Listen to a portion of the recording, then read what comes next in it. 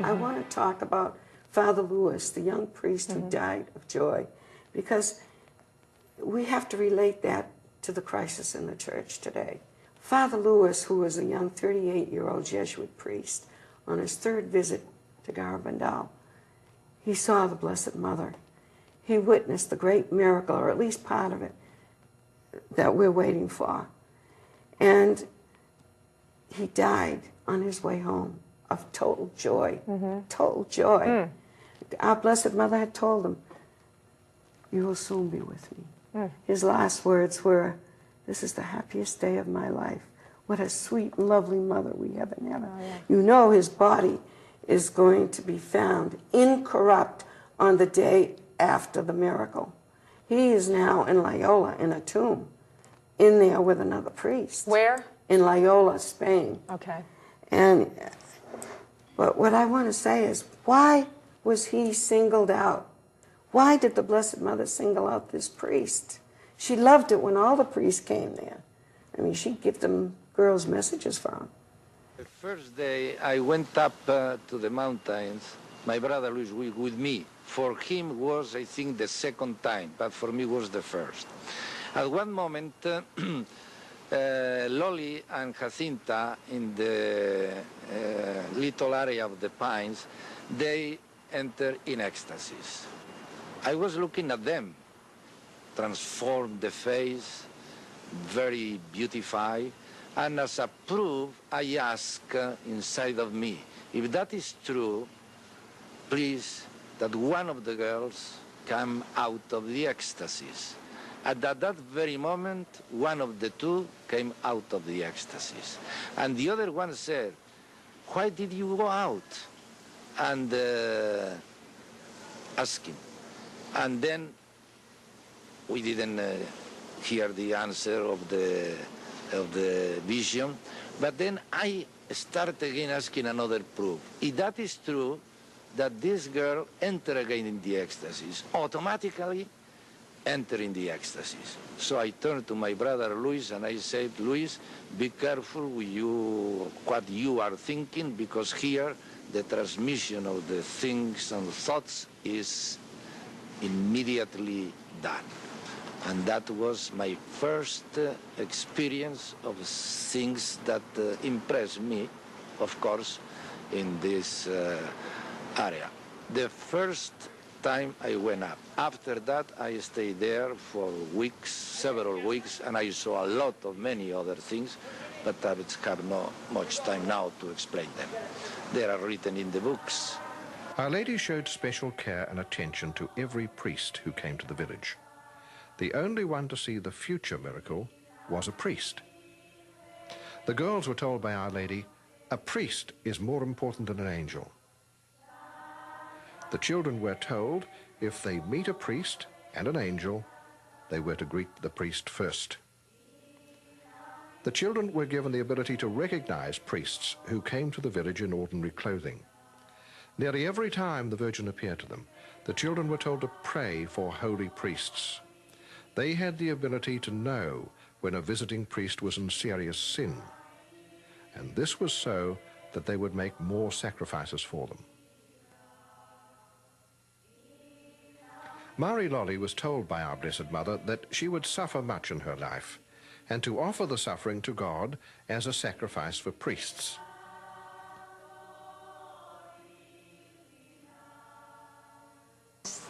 The thing I think is more important in my life, to pray for holy priests. I don't know. With regard to apparitions, you feel that's the most important thing in your life, to pray for priests? Yes. The idea is people have to remember now that the priests that we have are no different than those 12 apostles. Right. They're human beings, but God has a way of choosing human beings and to do his best work. And not only that, but he doesn't take it from me. I'm going to be 75 in about 2 weeks. Right. And take it from me, from experience. God has a way of going to the trash bucket and picking out the people that he wants to use. Because it also shows that, as we're going to see, the church will not collapse. Despite this, God will overcome, and his message will overcome. No. Let's talk. Jesus said, not even the gates of hell will prevail against the church. I will be with you all days, even unto the end of the world. Because you can never fully destroy what God started. And the Blessed Mother did tell Loli, in a certain moment, a certain time, it's going to look like the church is finished. Priests are going to have a very hard time to talk about holy and divine things. And it's going to be very difficult for them to offer But it's holy the beginning mass. of a renewal. She called it communism. Right. That's what she called it. So is it a continuation of Fatima? Absolutely. Absolutely. Because there is a union between those two sites. Absolutely. There's going to be a warning. We don't know when. Worldwide warning. We don't know when. Loli's the only one that knows the year, not the date. Do we know what kind of warning? Year. Yes, we know a lot about it. What is it? The warning is going to be a very terrifying event. It's going to happen in the sky. It's going to be something that every person on this earth will experience at the same moment, at the same time, regardless of where you are. You can't go and hide in the forest, in the desert, in the mountains, or in a cave, or under the ground. There is no place that you are going to hide. 4 great supernatural events have been prophesied at Garabandal.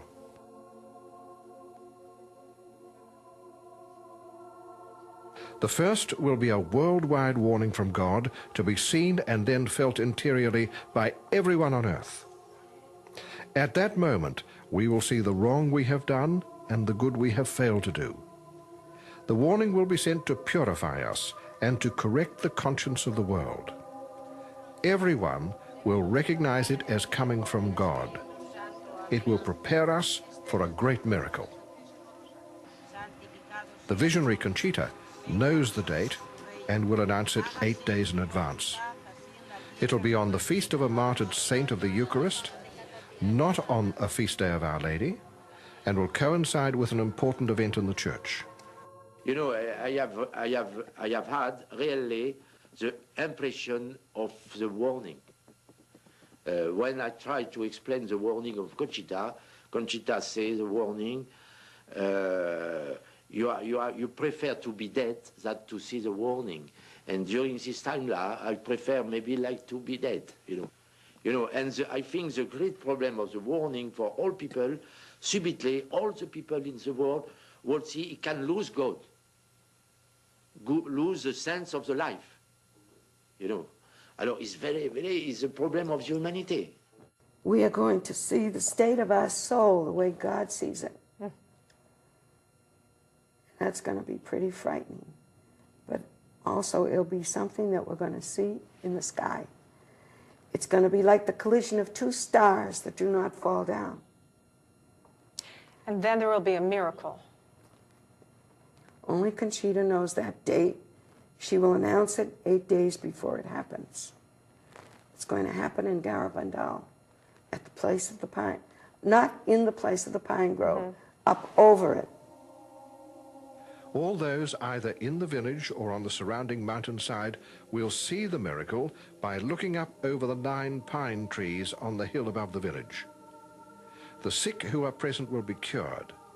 The non-believers will believe. But as long as you can see that area from wherever you are, along the mountainside, in the village, you will be a witness to the miracle. Do you know what that's going to be, though? The miracle? No, I do not know what it's going to be, but I know the effect. The effect is that the unbelievers will believe and will be converted, and the sick will be cured. So she will announce the date 8 days before, but the warning must happen before that 8-day announcement. Let's not get confused. Sure. It can't happen 5 minutes before the miracle. Right. It must happen before the announcement. So from the time the miracle happens, not the miracle, the warning happens, to the time of the announcement, it could be as much as 12 months. Garabandal apparitions are zoomed in on 2 important things. The the priesthood and the Eucharist. En el nombre del Padre, y del Hijo, y del Espíritu Santo. Amén. El Señor esté con vosotros. Hermanos, comencemos nuestra celebración. La noche que iba a ser Everything seems to focus on the Eucharist and the priesthood. The miracle to come on a Thursday, the day that is consecrated to the Holy Eucharist, the day our Lord instituted the priesthood. Because they go together, hand in glove. And what kind of a miracle is it going to be? We don't know. But following the miracle, there'll be a perpetual sign that will be left in Garabandal in memory of it. Something supernatural, never before seen upon the earth, can be filmed, photographed, and televised, and not touched. And the miracle also can be filmed, photographed, and televised. The body of Father Andrea, who witnessed the miracle, will be found incorrupt the day after the miracle. The third major event will be a permanent, visible sign which will remain as a reminder of the miracle at the Pines until the end of time.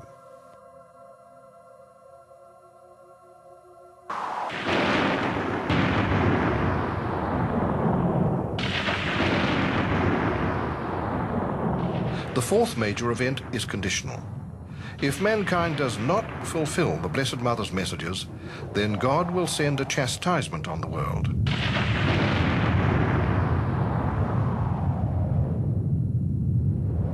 Conchita, Mariloli, and Jacinta were shown the chastisement. It happened over 2 nights.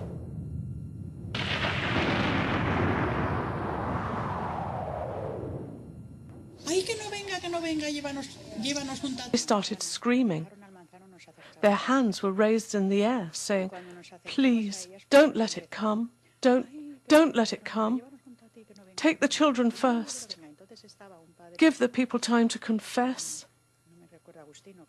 A visiting Franciscan priest, Father Felix Elizalde, said, "Let us pray 10 Hail Marys to the Virgin of Sorrows."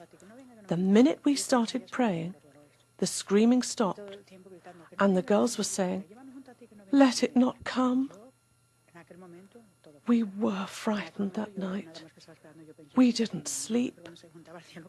We stayed at the Pines that night. All 300 of us villagers went to confession, all except 2 men. After these 3 major events, if the world hasn't changed, then the chastisement. What about the permanent sign, though? What about it? What is that going to be? Well, there are a lot of comparisons. Conchita herself has compared it with a column of smoke never before seen upon the earth because you can't touch it. It's also been compared to a rainbow. That's something you can film but you can't touch. So we just have no idea. But it's something never before seen upon the earth. Right. Now, as far as the chastisement goes, that's why I'm here. This is why I have a lot of hope, that if we get enough people to live the message and make it known, and everyone has the responsibility to do their part. And Our Lady did promise that if we did our part, she would reward everyone. But if we don't change, this chastisement that comes is more terrible than we could possibly imagine. It won't have anything to do with wars or revolutions or the hardness of men's hearts. It'll come directly from the hand of God. Well, you know, when you listen to what you're saying, obviously people would say, well, after all those wake-up calls, you'd have to be a fool not to believe and not to turn your life over to God if you hadn't already done that. Because ultimately that message, it's a very scary message when you hear it like this. But the message of Garabandal is not meant to be scary. It's meant to be a message of hope, one of love, is it not? For me, that's what it is. I mean, obviously we need to be scared into action sometimes because of, you know, our inaction and our lack of faith. But God really is trying to do this because of his love for us, to turn mankind back to God, to right our lives. He sent the Blessed Mother to this earth to give us the message of faith, hope, and love, and conversion. What was this message? We have to make a lot of sacrifices. We have to do a lot of penance. We must make many visits to the Blessed Sacrament. But first of all, we must be very good. The chalice is getting full, and if we do not change, a very great chastisement will come upon all humanity. And all the girls say, let all Catholics confess before the chastisement, and let all others, meaning non-Catholics, repent of their sins. But ultimately, if people are afraid of what they're hearing from you, turn that fear into action. Start praying, start opening your hearts, and let God guide you at that point. And then, you know, then you'll be able to walk. It has to be done on an individual basis. It really does. The movement has to be a movement of the heart. Right. Right now. Where he can touch you. That's right. And you know what? All we have to do is say, Mother, what do you want from me? Please help me. I want to be good. I want to do the will of God. Please help me. And Jesus is not on the cross waiting to hit us over the head with a big stick. All he wants us to do is say, Lord, forgive me. I'm sorry for anything I ever did to offend you. I know it's my sins that nailed you to the cross. That's another thing. We no longer recognize the evilness of sin. We don't recognize it anymore. And this is another thing that the worldwide wanting is going to do. It's going to correct the conscience of the world. How long will it last? I don't know, but it comes to prepare us. It's a purification to prepare us for the great miracle, which will be the greatest miracle that God has ever performed for mankind. So that warning is ultimately a gift of grace to us. A tremendous Another gift of grace that we've been given. Gift of love, and all God's waiting for is for us to say, Lord, help me to do your will. Help me to do your will. There's nothing we can give God. Right. Nothing. Just ourselves and our love. The only thing we can give God is to renounce our own free will. The gift that he gave us in life. Renounce your free will and say, Jesus, I want to do only your will. And you know, Jesus said something at Garabandal. Anyone who's disposed to do my will know what my will is. Who did he say that to? He said that to Conchita in elocution. In elocution. Yeah. Okay. What is the status of Garabandal in the eyes of the church? Right now, it's no different than it was the last time I was here. The status is that they just say that it's natural. They're not calling it supernatural. Because if they call it supernatural, that means they approve. And they can't approve until the prophecies, the major prophecies, take place. But what has happened since I was here last was Bishop Del Val, the bishop who appears in the video, Garabandal, the eyewitnesses, passed away. The bishop of the diocese, Bishop John de Valgaro, witnessed 3 of the apparitions when he was still a young priest, and served briefly on the diocesan commission set up to investigate these events. After he became bishop, he set up a new investigation in 1988. I needed to do a personal investigation because the responsibility demands this of oneself. So I had to do something about it, because I thought it was something serious that had happened in Garabandal. It seemed to me that because it was so serious, I had to find out for myself exactly what happened in Garabandal. The results were brought to the Holy See, to the Sacred Congregation for the Doctrine of the Faith. That is where you have to take things like this. So that is where the documents are. They were given to Cardinal Ratzinger. ¿Es el mensaje de Garabandal teológicamente correcto y de acuerdo con las enseñanzas católicas? Yo creo que sí, que es teológicamente correcto. The messages are theologically correct, yes. But one of the details bothers me, like the one that many bishops and cardinals are walking the path of perdition. It seems to me to be a bit severe. The messages do not say anything that is against the doctrine of the Church. The apparitions have never been condemned. The previous bishops did not admit that the apparitions were supernatural, but to condemn them, no. That word had never been used. For sure, I consider the messages important because they are important in the area where it is similar to Lourdes and Fatima. It is important for us Christians to live what the messages of the Blessed Mother are saying. If we consider that she could have said this, but I'm not saying that she did, since this would be admitting that the apparitions are true, and I cannot do that, because the Church has not yet said so. The Church is the one that has the last word. The bishop removed all the restrictions on visits to the village that previous bishops had imposed on priests. I don't remember exactly the date. It was done step by step. I told the pastor to start removing the restrictions, and then it was just announced publicly. It was about 6 years before I retired in September 1991. And guess when he died, was buried, his wake, on the anniversary of the last apparition, November 13, this past November 13. Nothing is a coincidence. That should say something to people. Yeah. In 1966, Conchita was called to the Vatican by Cardinal Ottaviani. At that time, she met Pope Paul VI, who, during his conversation with her, said, "Conchita, I bless you, and with me the whole Church blesses you." This cannot be interpreted as an approval of Garabandal, but his statement is not without significance. There is no doubt in my mind everything prophesied here will happen. The warning, the miracle, and the permanent sign. The Virgin Mary was here. It was supernatural.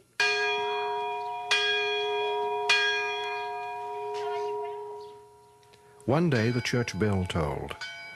Conchita said to her mother, "Pope John is dead. Our Lady told me now there will be only 3 more popes, and then it'll be the end of time, but not the end of the world." What you talk about, I mean, when I sit here and listen to you, and if somebody off the street who doesn't know anything, do people ever look at you or say to you, "You're a kook, this is awfully heavy, this is like something out of a sci-fi thriller that you're talking about"? Do you ever get that kind of response? And if you do, how do you respond to that? To be honest with you, I've done some television talk shows, but I'm thinking of a radio talk show that I did in New Zealand years ago, and it was a defrocked priest who was interviewing me. It was the most popular show in New Zealand. Right. It was like a 4-hour show, and every time I started to talk about the warning or the chastisement or even hell, he'd cut me off, and with commercials. I mean, he had tons and tons and tons of commercials. When I first arrived on this show, I said, "How much time will I have to talk so I can kind of pace myself?" Right. And he said, "Well," he said, "about an hour, because I have some other things planned for the other 3 hours." Well, at the end of the hour, this priest, a frock priest, said to me, "The board is full, the board is full, the board is..." And I didn't know what he was talking about, the board Phone full. calls, yeah. Because I didn't understand that expression. And so I said, "Well, I guess I better leave now." And he said, "Can you stay some more?" And I said, "Okay." I ended up staying the whole 3 hours more. But every time, I managed to get the message out about the warning and the chastisement, because people drew it out of me. That's amazing. You also were on another show with one of the visionaries, and you had something unusual happen. You were telling us about it upstairs before we were Yes, taping. in fact, it was the first time I was on television here in Louisiana. They wanted me to be on TV, and I was going to be giving lectures. And they were going to show the show, but it was going to be videotaped. Right. And so Loli was living with me at the time, and she was with me. And she absolutely wouldn't go on to television. And I said, I persisted. And I said, "Look, you don't have to say anything. I'll just do all the talking, and you just give the message." And so I finally convinced her. The interview went well, everything went wonderful. And then the man who interviewed me, said to Loli, excuse me, "Wasn't there a message? What did the Blessed Mother say?" And so she come out And she gave the message. We must make many sacrifices. We must do a lot of penance. We must make many visits to the Holy Sacrament. But first of all, we must be very good. She was saying all this in Spanish. Right. And the cup is getting full, and if we do not change, a very great chastisement will come upon all humanity. Right. So they were very happy. The show concluded, and we got up saying our goodbyes, and the guy said, just a minute. He said, I just feel like I want to check the tape and make sure that everything went okay. And when he checked the tape, my interview was fine.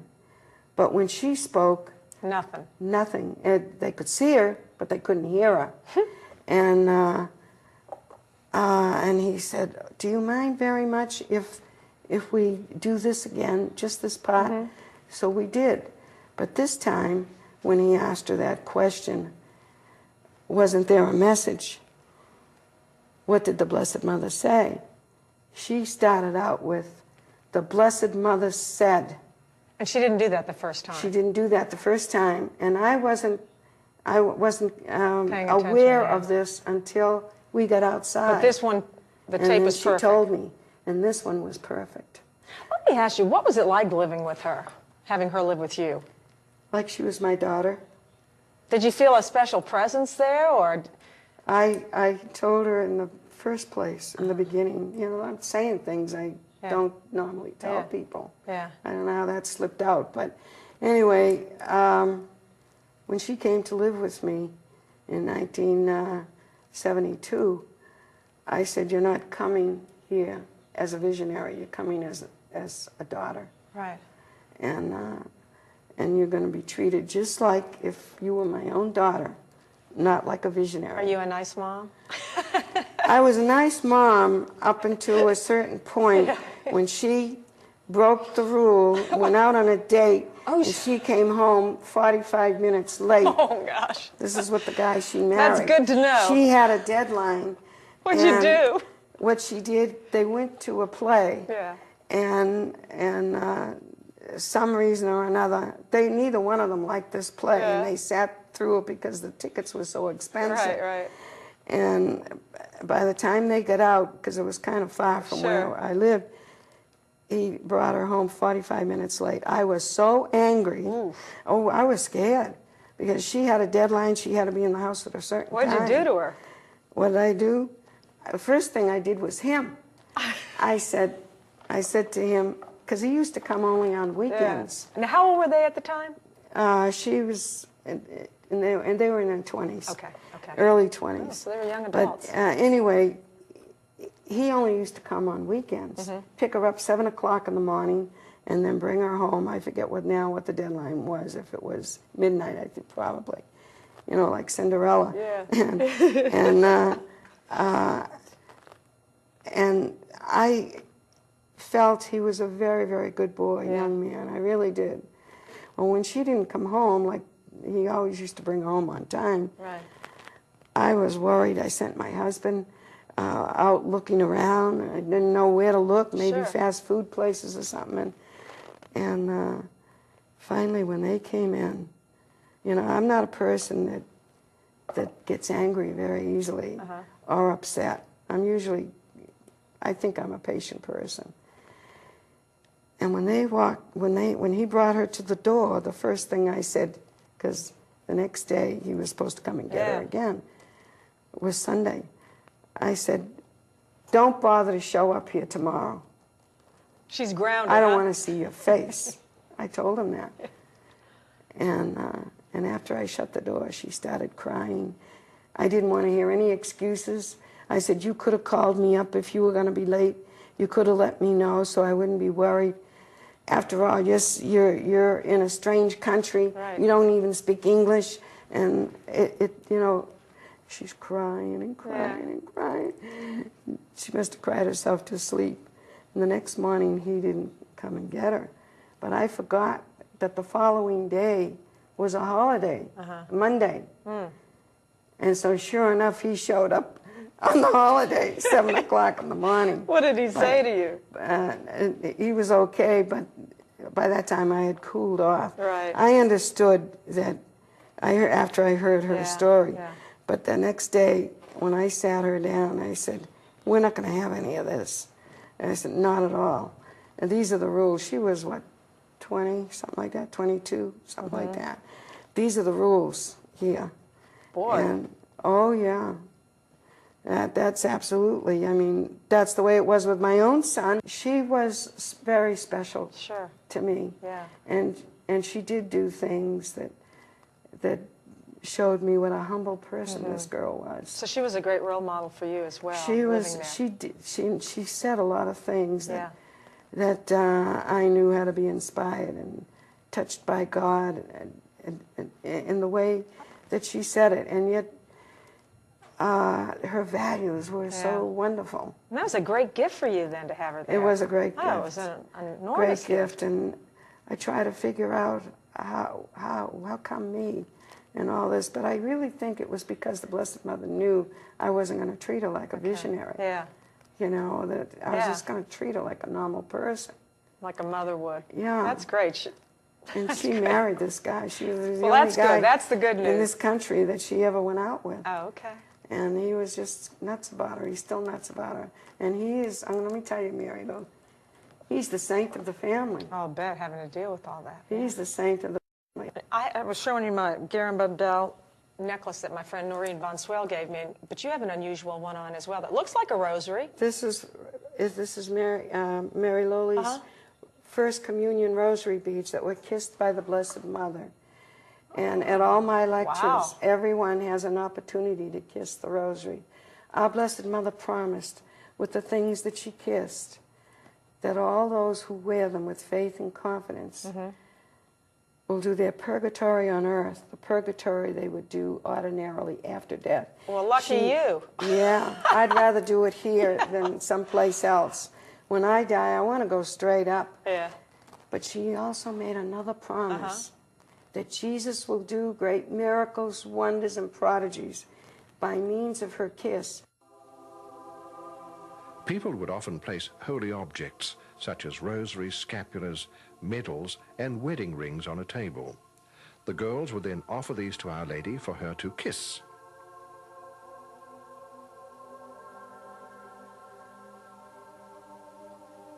Afterwards, the girls would always return the object to their rightful owners, even though they had no way of knowing to whom each object had belonged.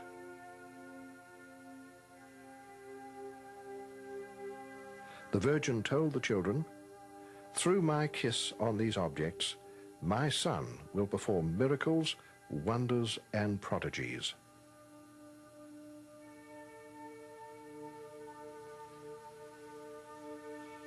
This promise has been fulfilled in numerous reported spiritual and physical cures from around the world. And she asked that her kisses be distributed to the people. She kissed many holy things, and we do distribute her kisses. Where do you get those? Anyone that comes to my lecture will get it. Okay. Also, we mail out one little plastic round medallion that has the kiss on it as well, and it says, "Kissed by Our Lady of Garabandal." There have been so many healings, physical, mental, spiritual. I can't even begin to tell you. And you have a place there? Do you have a place no, there? A lot of people are buying places there. They want to be there for the great miracle. Right, but there's a monatorium going on right now in the building. Yeah. Oh, okay. They don't want to change the nature of it. Oh, yeah. Because they've paved the streets now, they widen that road, and right now we're in the process of building a road that I call the Road of Mercy. It's not the original road. That's going to stay the way it was, full of rocks and everything. I'm talking about from the village now to the Pines. But on the other side of the village, that's a whole story on itself. We don't have time to talk about it. But there's a little bit about it in the vigil. Somebody died and left $10,000. And I didn't know what to do with this money. And I had a broken foot. Remember when I came here? I was in a wheelchair. Yeah. And somebody called me up a month before I was supposed to take my group to Garabandal. And I wondered, now what is this money for? Nobody ever died and left us $10,000. This was a first. And thank God I had the common sense to ask, why would God allow this? There must be something special the Blessed Mother wants me to do with this money. So when I went to Garabandal, first of all, they had finished paving the roads in the village. The day before I got there, I rented an electric wheelchair while I was there. I got it from the city. But on that day that a lot of people thought the miracle was going to happen, it had been on front page news in Belgium, in Holland, on television. They were all saying that the miracle was going to happen that Thursday. Where'd they get that idea? Don't ask me. People get mixed up. This has happened. This happened in 1995 too. Right. And the place was crawling with reporters and television cameras. And the press was there, and the radio people were walking around with the microphone, and I'm sitting in the wheelchair when I saw them all coming. It was a terrible day. It was raining. It was cold, and I went out there, and I tried to talk to them. I said, "What are you people doing here?" "Oh, for the miracle, the miracle." You burst their bubble. I said, "The miracle is not going to happen. The warning hasn't happened." You know, they wouldn't listen to me. I might as well talk to the wall. Well, what did they report the next day, though? They wouldn't listen to me at all. And this guy come over to me and he says, "You're a woman with no faith." He said, "I'm going up to the Pines." It was 8 o'clock then. "I'm going to be up there for the miracle at 8:30. I said, "Oh, yeah? You come back and see me at 9 o'clock. Of course, he didn't come back. But a lot of people went away disappointed. But this is the thing, Mary Lou, there were a lot of sick people there. Yeah. People who couldn't walk. Right. Real sick people. And I looked at them and I said, they could not get up to the Pines. And I looked at them and I said, "Oh my Lord, I know what I have to do with that money. I have to build a road." The Pines is what? Where the It's visions... high up on But the significance of the Pines is where the kids were brought to see They her? were there a lot. Yeah. But our Blessed Mother also asked for a small oratory Right. in honor of Michael the Archangel to be built there. Okay. And you'll be able to see the miracle up over the area of the Pines. Okay. The Pines is a very important area. She appeared in that cluster of 9 pine trees. We talked about that, the importance of the angel in the last talk. But the point was, I realized then, it was like all of a sudden a light bulb went off in my head. How are the people going to get up to the Pines? The sick people. Do you know how many sick people are going to be coming in? So you're going to pave their road then, huh? So that road is going to, the original road from the village to the Pines, it's all rocky. That's not going to change. That's going to stay like it is. It's very difficult even for an ordinary person. But on the other end of the village, I talked to the mayor, who happens to be Jacinta's brother, and Michelangelo, and I said, "Let's do the road." I got $10,000. He said, "It's going to cost $60,000. That's what he told me. And I said, "Well, all I know is the Blessed Mother wants this road. Let's get started on it." And from then on, you can't imagine the miracles that have happened. It's incredible. The road is going to be going from the end of the village up. It's How long is that road? It's going to be a one-lane road. And when you get to the top, there's going to be a circle there. There'll be no parking, no parking there. But they'll be able to drop off the handicapped people. And there's going to be a walkway from that point to the Pine Grove. And I'm really thrilled about all this. That's fabulous. Let me ask you about And it's going to be finished by the time I take my group there in April. I'm taking 95 people. Wow. I take them every year for 2 weeks. It's a retreat for us. Are the Pines unusual for that area? Those particular pine trees they never grew anywhere else. Well, how'd they get there? They were planted there by Conchita's grandfather and a group of small little first communicants. Wow. And there were other trees that they planted there as well, but they died. These were the only trees that survived, these 9 pine trees. 9 choirs of angels. 9 choirs of angels, okay. There were many times when Michael the Archangel brought communion to the children up there. Right. And by the way, I said before, angels can't consecrate. Where did he get the consecrated hosts? From the tabernacles of the earth. Okay. That's where he took them. I got to tell you a funny story, though. When Loli was 6 years old, something around that age, her job was to chop wood, because they used to cook with wood, everything, you know. Right. And with this axe, she chopped off the tip of her index finger, this much of it, and on her left hand. Well, during the time of the apparitions, they were pestering, all 4 girls were pestering the Blessed Mother, do a miracle, so everybody will believe, do a miracle.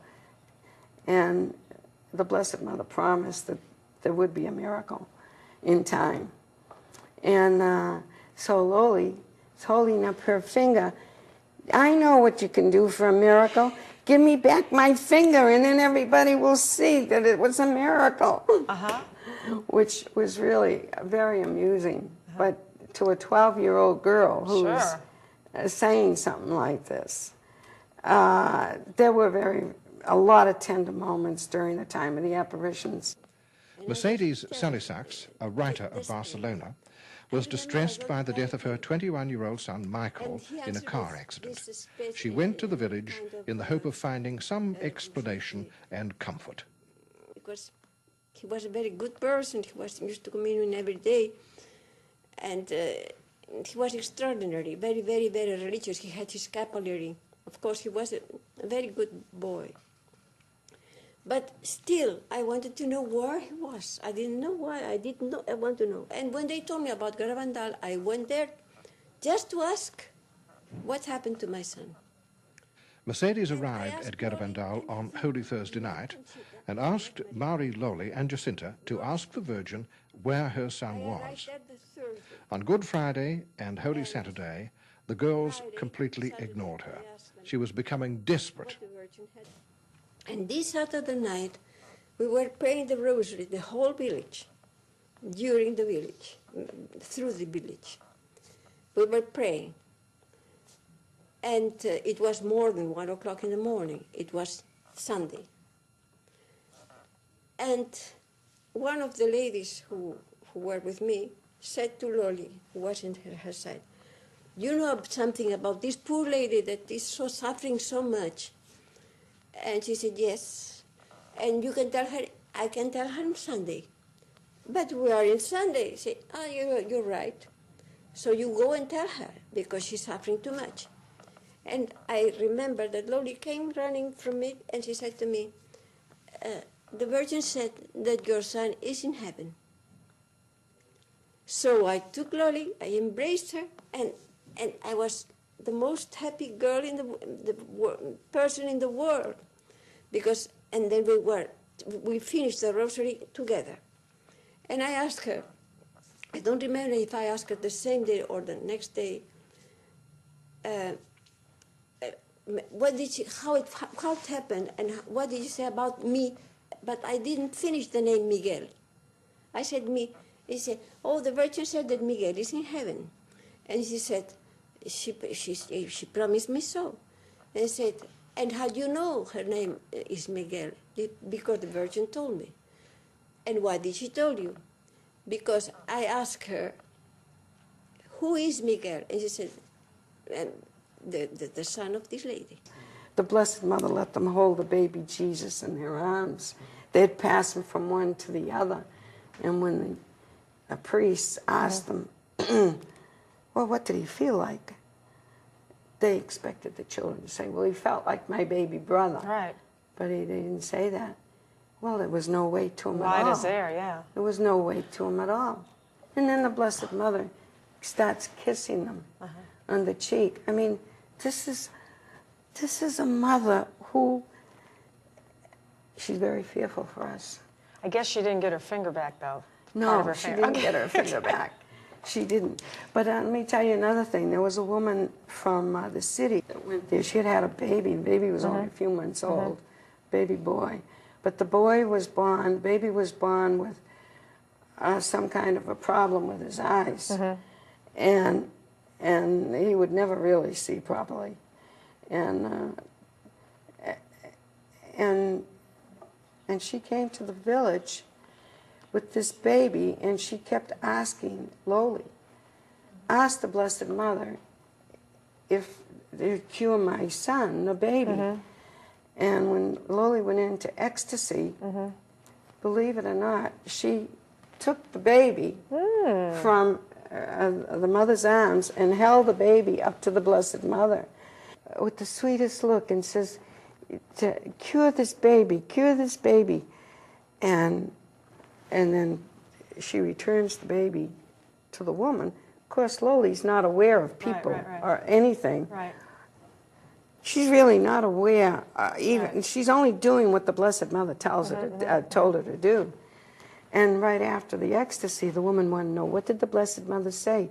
Will she cure my son? And Loli said, yes. What else did she say? She said, well, go over to Conchita's house and she'll give you more information about it. And so that's what this lady did. Baby's going to be cured at the time of the miracle. Oh, I see. So in the meantime, this man, this little baby grows up. He's about more than 40 years old now, right? This was in 1961. He's, what, 42, something like that. Yeah. Anyway, it turns out that as he got older, the mother kept bringing him to doctors. And they decided they were going to do some surgery on him. I don't know how many surgeries they've done For on what this. ailment, though? I don't know. Okay. It's a condition where the vision is not good. Okay. It's very bad. All It's right. very poor. I don't know if he's near blindness or Right. what. And so she goes back to the village after all these surgeries and everything. And Conchita said to her, I told you the surgeries weren't going to work. He's not going to be cured until the day of the miracle. Because that's what the Blessed Mother said, that he would be cured on the day of the miracle. Okay. The miracle that's still up. I had something special to tell you about Father Louis. Father Louis Andreu died the day on his way home. Right. Well, did you ever read the book or see the movie called Alive? About a group of rugby team of young men that were, their plane crashed in the Andes. Right. So, the meantime, all the mothers back home were all praying that these boys would be found alive. Right. And one of the mothers, somebody had returned from a trip, and they opened up, when they opened up to empty the suitcase, they found a little medallion that had the little kiss of the Blessed Mother in it. And it said, Our Lady, in Spanish, Our Lady, kissed by Our Lady of Garabandal. Well, they didn't know who this Lady of Garabandal was, because they lived in Europe, I think it was Uruguay, if I'm not mistaken, or Paraguay, one of those countries. But the mother, two mothers, began praying to Our Lady of Garabandal that their sons would be found alive. Well, their sons were found alive. They never lost hope. Those two boys were two that were found alive. But when she was called and told that they had been rescued and that she had to fly from her place to where the rescue point was, she was so nervous and scared, and she was on the plane, and she just was very hyper. Sure, she was traumatized by what happened to her son. That's right. And she saw this priest sitting in the plane, and he's reading an English newspaper. And she said, I think I'll go over and I'll talk to the priest and ask him to pray for me. And so she went over and she said, Father, she said, I'm one of the mothers of the boys that crashed in the Andes, and they called me to tell me that he's alive, and I'm awful scared. Will you pray for me? And she said, I've been praying to Our Lady of Garabandal. And he said, oh, I know about Garabandal. I saw the miracle. and he talked to her in Spanish. Wow. Perfect Spanish. But he's reading an English newspaper. Well, I'm telling you, it could only be one person. So it's an apparition of the priest then? Father Lewis was on that plane. It was an apparition. It was a mystical thing. Because when she got off, she didn't see him anymore, did she? No. No. No. Huh. But he was, she didn't know who he was. Right, no. No. He said, oh, I know about Garabandal. But I guess he probably I saw the miracle. Well, I have made contact with someone that I met, and I wanted to go there myself and interview her and show her a whole bunch of pictures of different priests and see if she could single him out. Right. But she's very sure that she's not going to remember what he looked like. She could only remember that he spoke perfect Castilian Spanish and he was reading an English newspaper. Now, Father Lewis was a linguist. Knew a lot of languages. He knew a lot of languages. He was perfect in them. If you remember, after he died, he came to the 4 girls. They didn't see him, but he was teaching them how to say the Hail Mary in different languages. Greek, Latin, French, everything. Why? Because he was a linguist. And they would repeat the words in ecstasy as though they were following the instructions of the teacher. Something? That is something. Amazing stories. That we haven't even touched the. Well, we're gonna have to do it again next time. Yeah. Oh, Mary Lou, thanks that was wonderful. So much thank you for so much. inviting me to come. Thank what you. A privilege no, thank to you. be here. And God willing, a lot of hearts will be touched. Oh, absolutely. Conchita, Mari Lolly, and Jacinta married Americans and now live in the United States. Mari Cruz also married and lives in Spain.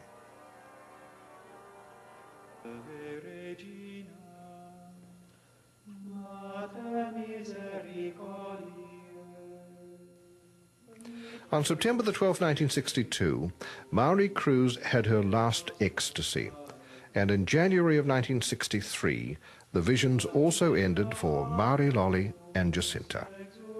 Only Conchita continued to have visions, but they were fewer and further apart.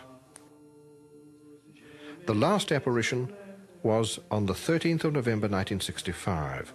It was a special apparition during which our Blessed Mother kissed religious objects. Our Lady told Conchita, "I have come not only for your sake, I have come for the sake of all my children, with the desire of bringing them closer to our hearts."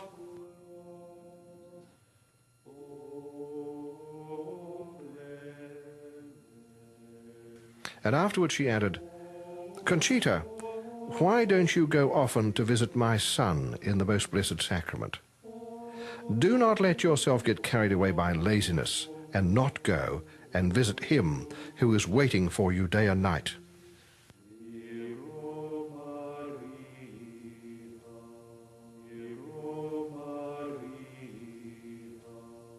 Always remember, the warning, the miracle, and the permanent sign will herald a new era for mankind. For Garabandal is ultimately a message of love and hope.